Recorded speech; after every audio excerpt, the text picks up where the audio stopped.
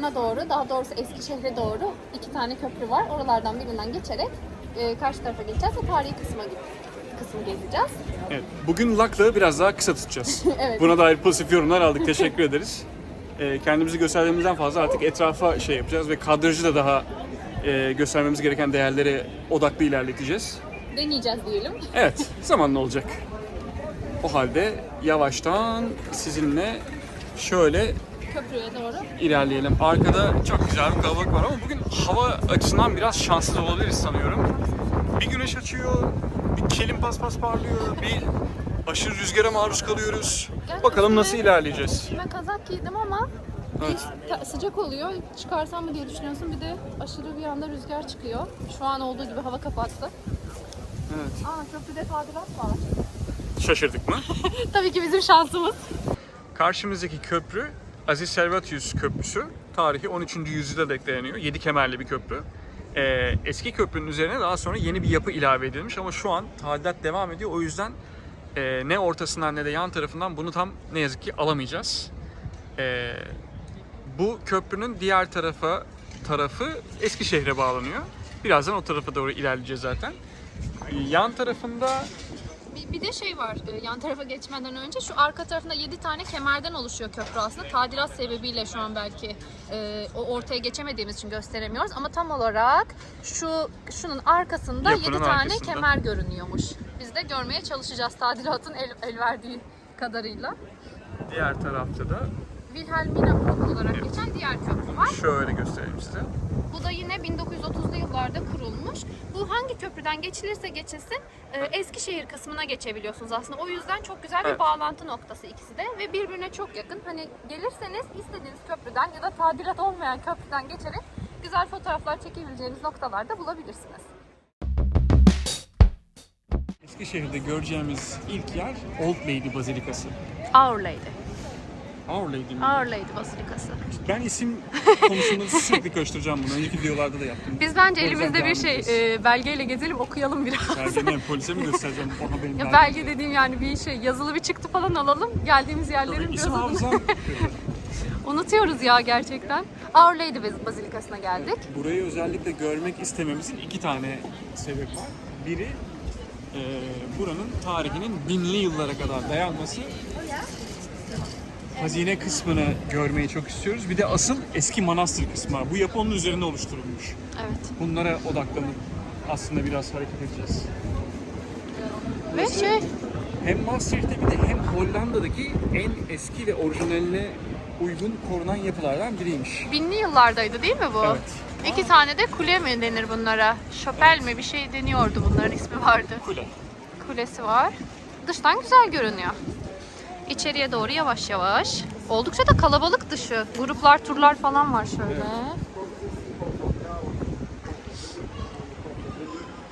O zaman girelim. Ücretsiz rehberlik hizmeti sağlayan biri vardı mesela şeyde. Ama Flemenkçe. Evet. Zaten Fransa'da da bu çok dikkatimizi çekmişti. Hollanda'ya da daha önce geldiğimizde bu dikkatimizi çekmişti. Oldukça yani hani İngilizce bir bilgi genelde olmuyor diyeyim. Şimdi çok Yedikule zindanlarına hoş geldiniz. Kapkaranlık. sesli olalım biraz. Tam karşıda sanırım dua edip mum yakılıyor. Oraya çok girmeyelim biraz fazla çünkü şöyle göstereyim ufak.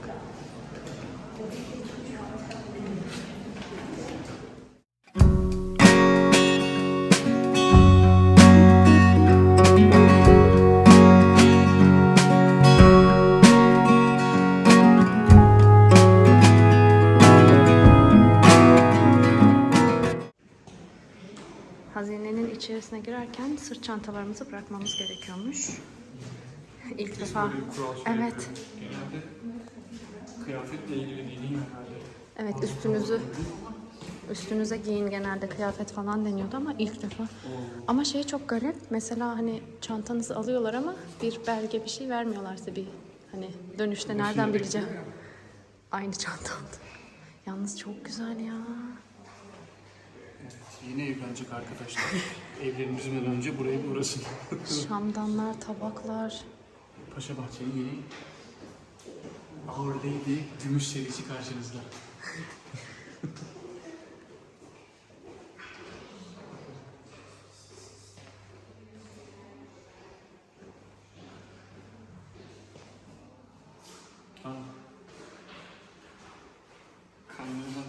acil durum butonu. Allah'ım ya. Neyse ki etrafımızda başka insan yok. Bizi kimse duymuyor. Buraya turistik gelen az insanlar, dua amaçlı gelen, ibadet amaçlı gelen insanlar fazla. Evet, Onlar da dıştaki kısımda. Mum yakılan yerde çok fazla insan vardı.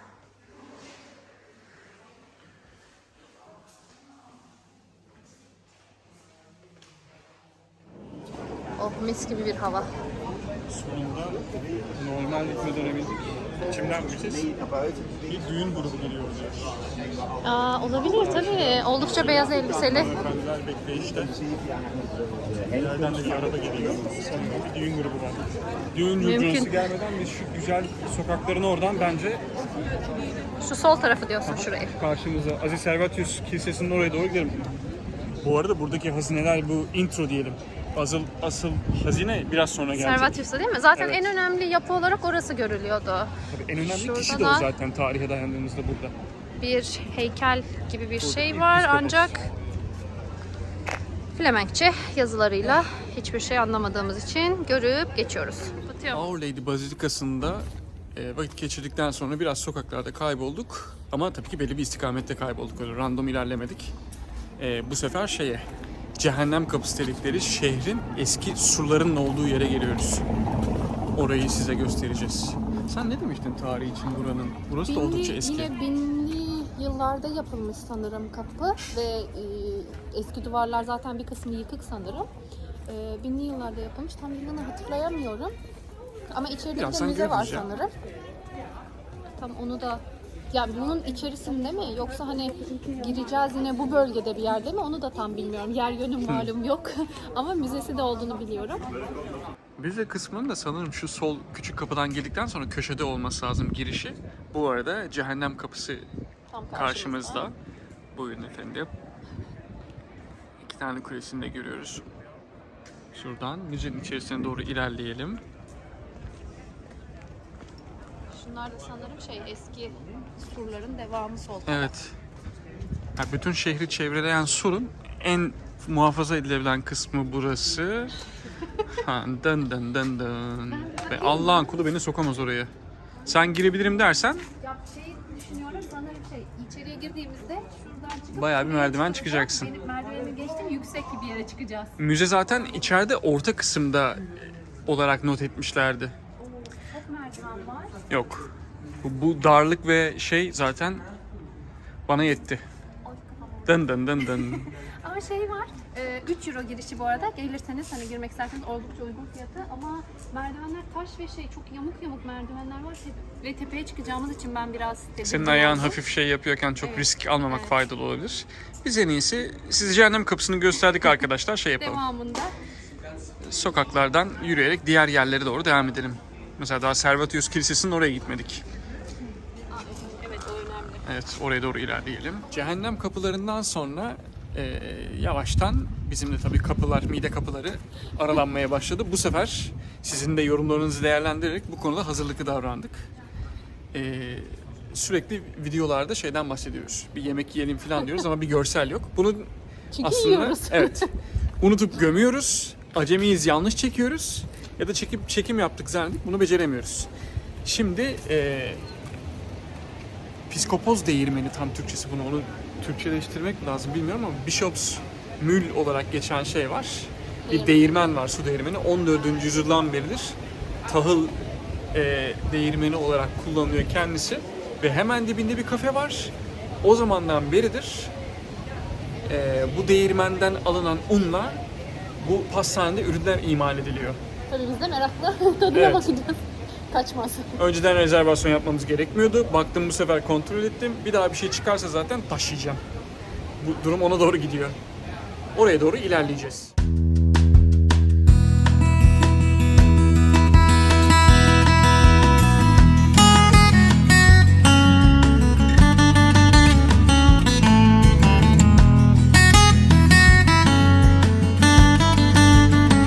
Az evvel gördüğünüz güzel vitrinden şöyle 2 tane bir bazilli ve peynirli sandviç aldık.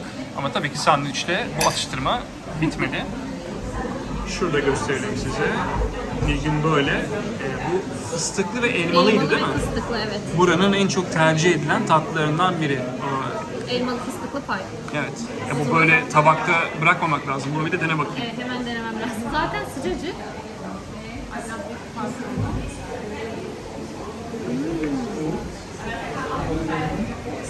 O halde Tarçın da var. Ben tarçın sevmem ama şahane.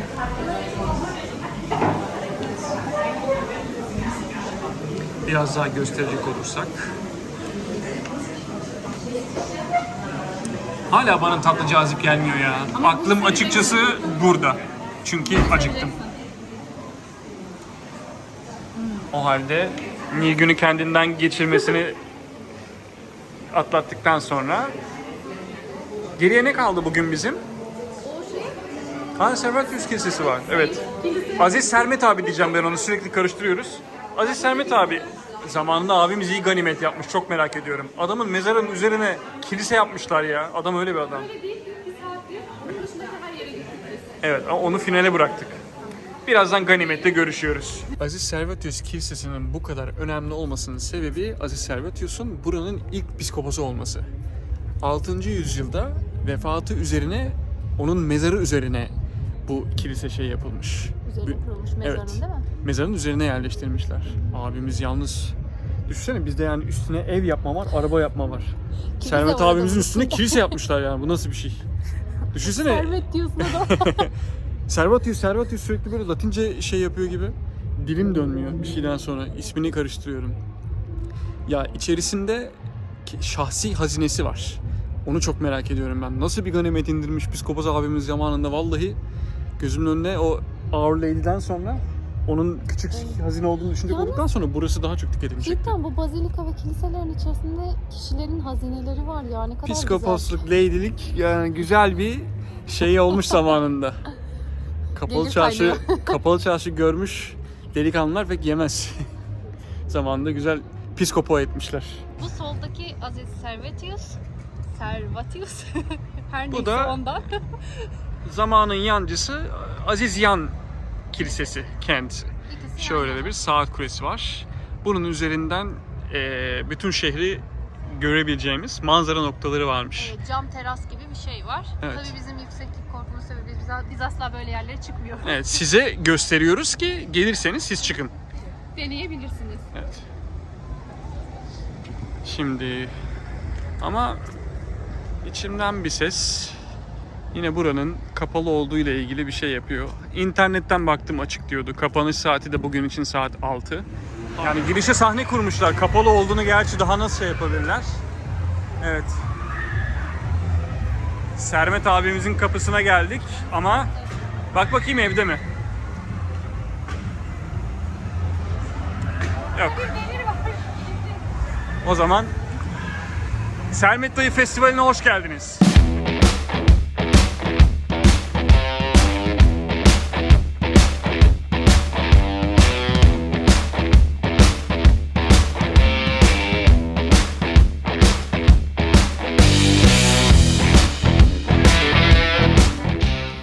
Maastricht'teki günümüzün sonuna geliyoruz sevgili dostlar. Evet Nilgün Hanım, gününüzü değerlendiriniz. Bugün sizin için nasıl geçti? Bol yürümeli, bol yemeli, güzeldi. Bu arada arkada bu 7 kemerli köprü görünüyor bu defa. Şuradan bir ona da merhaba, hoşça kal yapalım. Bu defa Wilhelmburg Köprüsü'ndeyiz. Evet. İnşallah Köprüsü. adını doğru hatırlayıp söylüyorumdur. En başta Siz bakmıştım ama alıştınız. şimdi unutmuş olabilirim. Diğer köprüde olduğumuz için buradan manzara daha güzelmiş. Bu köprüden yürüyün gelirseniz mutlaka. Şimdi dönüş yolundayız. Karavana doğru adım adım 3-4 kilometre kadar yürüyeceğiz. Ama günümüz bence güzeldi ve bence Maastricht için bir gün yeterliymiş. Bunu fark ettim çünkü Evet. ufak bir yer ve Evet. gezeceğiniz yerler genelde birbirine yakın. Bizim gibi bir de Sermet abinin kesesine avucunuzu yalarsanız bütün günü oraya odaklanıp finale saklayıp daha da kısalıyor. Ne yazık Ama ki. bence orası bugün kapalıymış çünkü önünde ne o? Panayır değil de ne? Panayır kurulmuş diyeyim. Öyle bir şey Ben işte, niye bir sürü kelimelerde bu kadar Luna Park zorlanıyorum? gibi bir şey vardı işte, ne bileyim. Tema Park mı kurmuşlar neyse. Evet, o yüzden Festival bence yapmışlar bugün Sermet kapalıydı. abimizi. Ama güzeldi yine de ya. Oradan kaybettik ama en azından bu sefer yemek üzerine bir şeyler çekebildik. O Yemeğe kadar şey. Ve çok gömülmeden. da güzel oldu yani. O pastane değil de orası neydi? Yine pastane. Değirmenin içinde bir pastane yani. Orayı mutlaka gidin. Bence Servatius mükemmel. değirmeniydi. Sermet abi vallahi iyilik gelmiş buraya. Köprü onun, değirmen onun, kafeterya onun, kilise onun. Ama güzeldi. Güzel şanı yürümüş zamanında. Ben en favori yerim sanırım o pastane. Gezdiğimiz yerler içerisinde. Arkada da henüz operasyonu başlamamışlar mı? Bugünü bitirmişler mi bilmiyorum. Botlar var. Yok, geldiğimizde de onlar duruyordu. Sanırım henüz başlamamışlar. Olabilir. Ya da bugün bir şey var. O zaman yavaş yavaş buradan şu istikamette yürüyoruz. Şöyle. Biz bayağı bir gideceğiz. Şöyle buradan bayağı Biz bu bir sefer çok sizi burada güzel. kapatacağız. Bu dede ile nene formülünü uygulamayacağız. Şimdi mikrofonu tamamen Nilgün'e bırakıyorum. Kapanış formülasyonunu o size aktaracak. Neydi? Önce beğeniyoruz. Biraz yorumlarda da buluşalım arkadaşlar. O da gerekli çünkü YouTube için. Bir de ne yapıyorduk? Instagram'dan takip ediyoruz. Evet. Ben Instagram'a Dördüncü sürekli adım o hatırlatayım. eklendi, doğru. Üç YouTube'da bir neydi tane ki? daha var. Paylaşma. YouTube'da paylaşma mı? Evet. Asla bilmiyorum. YouTube'da paylaşıyoruz arkadaşlar. Nasıl paylaşıyorsak paylaşıyoruz. Bol bol. O zaman haftaya sanırım biz Prag'da görüşüyoruz. Her şey yoluna giderse istikametimiz Prag. Bir de bir misafirimiz olacak. Sizinle tanışacak büyük ihtimal.